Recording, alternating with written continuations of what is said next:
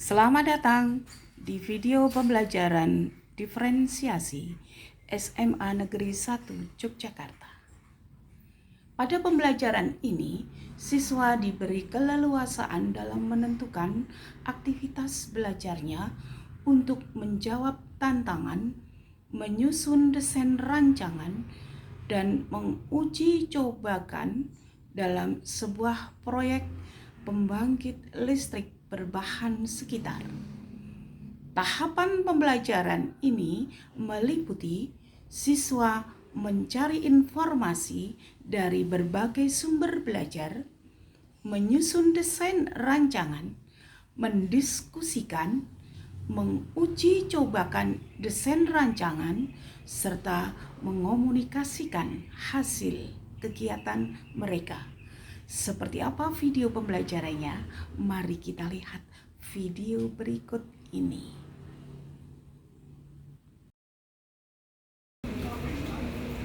Nah, ini adalah jawaban dari tantangan yang diberikan oleh guru kepada siswa. Mereka membuat sebuah desain pembangkit listrik berbahan sekitar, yaitu dari buah-buahan dan sayuran yang sering mereka temui dalam kehidupan sehari-hari, ya, seperti pisang, belimbing, mangga, nanas, dan lain sebagainya. Mereka memanfaatkan bahan-bahan yang ada di lingkungan, buah dan sayur, serta logam-logam dari apa yang mereka dapatkan dari lingkungan sekitar, ya, seperti paku, tembaga, aluminium, ya, sesuai dengan yang mereka peroleh di lingkungan sekitarnya. Ini mereka tuangkan dalam desain di Google Jamboard.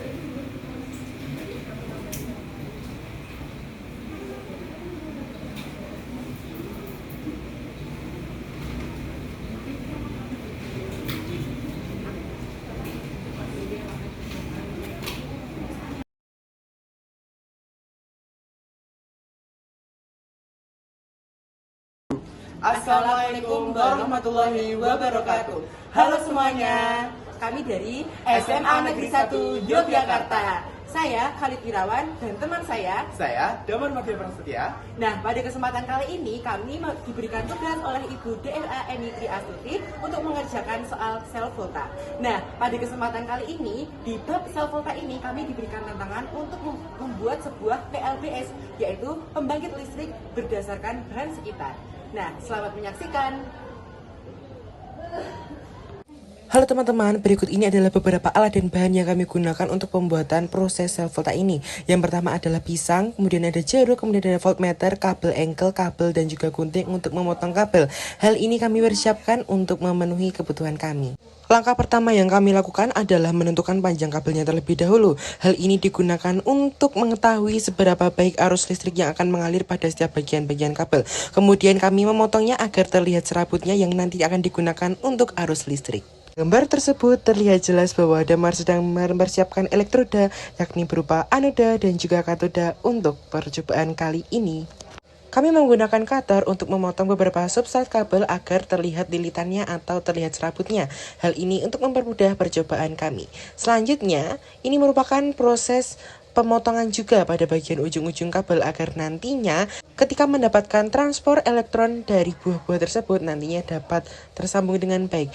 Selanjutnya adalah pemotongan buah sama panjang, kemudian adalah pemutusan pada selubung kabel agar terlihat serabut-serabut kabel yang nantinya akan dihubungkan satu sama lainnya. Proses pemotongannya ini tidak gampang tetapi membutuhkan waktu yang lama sehingga dapat terpotong dengan sempurna. Kemudian ini adalah proses pengikatan antara serabut tersebut dengan katoda dan juga anoda agar nantinya dapat terhubung dengan baik sehingga aliran listrik tidak terputus. Nah, sebelum kita mencoba dengan lampu, kita harus menjajalnya terlebih dahulu dengan voltmeter agar mengetahui berapa kadar volt atau tegangan yang terjadi. Kemudian kami melakukan percobaan kepada lampu-lampu yang telah kami sediakan dengan menggunakan standar atau pengukuran tertentu. Pada awal percobaan kami mengalami kegagalan karena adanya kekurangan aliran listrik yang terjadi antara buah-buah tersebut terhadap lampu yang kami gunakan. Hal ini disebabkan kurangnya muatan negatif atau elektron yang mengalir dari buah menuju ke lampu, sehingga kami perlu menambahkan jumlah substrat atau buah yang ada agar nantinya lampu dapat menyala dengan baik. Apabila ingin memperoleh hasil yang maksimal terhadap pencahayaan lampu, maka kita dapat meredupkan lampu utama atau lampu ruangan yang ada di dalam proses percobaan atau eksperimen tersebut. Hal ini nanti akan membuat lampu menyala dengan kontras. Proses pembuatan sel volta ini merupakan salah satu penerapan dari sel elektrolisis yang ada di dalam kehidupan kita. Kita dapat menggunakan bahan-bahan sekitar untuk membuat pembangkit listrik berdasarkan atau berbahan sekitar. Pemasangan serabut kabel ini kepada lampu atau kepada voltmeter harus memperhatikan letak katoda atau kutub positif dan juga letak anoda kutub negatif. Apabila terbalik atau juga melakukan gesekan atau sentuhan antara katoda dengan anoda, maka dapat terjadi konslet atau bahkan lampu tidak dapat menyala. Hal ini tentu menjadi perhatian khusus bagi kita selaku pelajar yang akan melakukan eksperimen atau percobaan ini, agar nantinya hasil percobaan atau hasil eksperimen yang kita lakukan dapat kredibel dan juga membuahkan hasil yang terbaik. Nah, akhirnya lampunya pun menyala juga. Proses ini membutuhkan waktu yang lama loh teman-teman. Akan tetapi apabila teman-teman teliti dan juga jeli dalam rangkaian listrik atau rangkaian kabelnya, maka lampu akan cepat menyala. Apabila lampu berwarna biru, merah, ataupun hijau membutuhkan volt atau tegangan yang lebih rendah dibandingkan lampu yang berwarna kuning. Hal ini tentunya memiliki beberapa alasan atau spesifikasi khusus. Setelah melakukan percobaan dengan menggunakan buah pisang, maka kita akan melakukan percobaan dengan menggunakan buah jeruk nipis. Tahukah kalian bahwa pisang merupakan salah satu buah yang memiliki elektron atau muatan negatif yang tinggi dibandingkan dengan buah-buah lainnya, terutama pada pisang-pisang yang hampir masak atau hampir matang. Kemudian ada juga jeruk yang memiliki kadar asam yang tinggi, tetapi semua berbahan alami ini tidak sebesar dengan berbahan buatan, karena bahan alami memiliki tingkat muatan elektron yang lebih rendah dibandingkan dengan bahan buatan yang tentunya sudah dimodifikasi sehingga memiliki tegangan yang tinggi. Proses dan tahapan yang dilakukan dalam perancangan menggunakan jeruk nipis ini sama seperti ketika menggunakan pisang, akan tetapi medianya berbeda. Kemudian kita memasangkan antara elektroda dan anoda secara bergantian. Nantinya masing-masing sub buah atau irisan buah itu nantinya akan terpasangi oleh kabel-kabel yang terhubung antara satu dengan lainnya.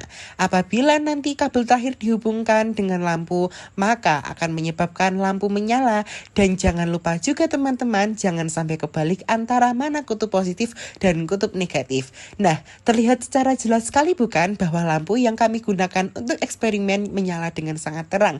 Nah, komentar dan saran kami terhadap laporan atau praktikum tersebut adalah yang pertama, kegiatan belajar mengajar dengan berbasis pendekatan secara praktik mampu meningkatkan sifat berpikir kritis bagi siswa dan mendorong inovasi siswa secara langsung dan spontan.